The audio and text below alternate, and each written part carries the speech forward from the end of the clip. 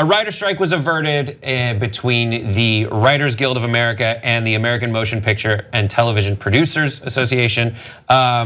And this is the statement released by the Writers Guild West saying, did we get everything we wanted? No. Everything we deserved? Certainly not. But because we had the near unanimous backing of you and our fellow writers, we were able to achieve a deal that will net this guild's members $130 million more over the life of the contract. Now, you might be asking yourself, why do I care about this? What is at issue here? Well, the industry has changed over the years and the pay structure has not. You're watching us on the internet and a lot of stuff that you watch isn't over television, a lot of it's over the internet. That's one of the issues that these people are facing. You'll notice that the length of a season is much shorter than it used to be.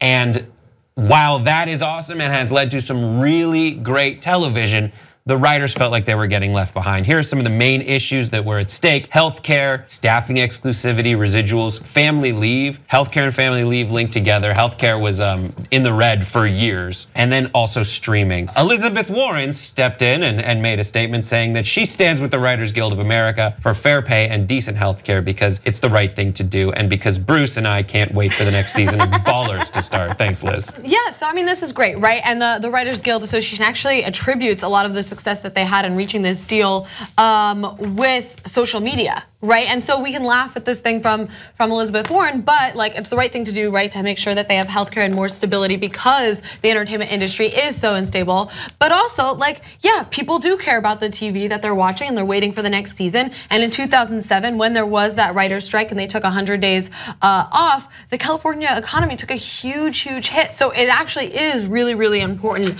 that they reach a deal and that we support them in this. They actually didn't ask for anything that unreasonable. Right. And as unstable as television is, it's still highly profitable.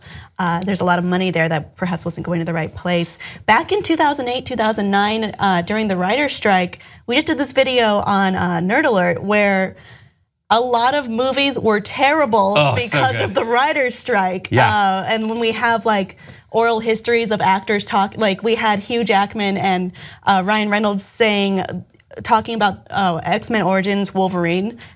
Awful movie. And the script would say things like Deadpool walks in and says something funny. And then he'd be like, what am I supposed to do? Yeah. Because they're nailed into that because of the terms. Quantum of Solace.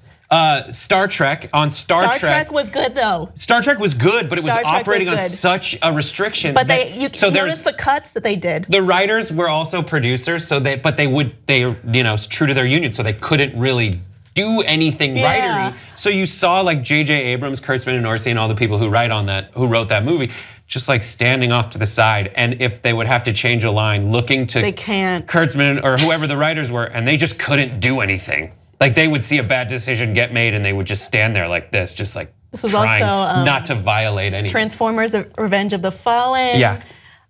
Quantum of Solace, everyone's least favorite Bond movie. Yeah, I mean, besides putting out bad movies, it's important that these studios sort of like keep up with the times, and deal with like things like the uptick in like reality television, digital media, streaming platforms, so that they can stay ahead of the curve and make sure that they're treating their workers right. Yeah, they said they have gains in minimum across the board. This is the email that came out to the members of the union saying short seasons in television.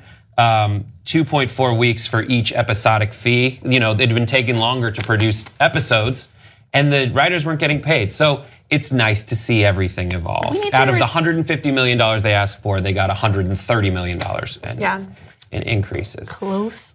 Yeah, we do need to respect creative industry more and creative ability. I think it gets underwritten a lot, be it like designers, artists, just all forms of creativity just gets thrown out and disrespected. And it is important, it does matter, and it does support a massive industry.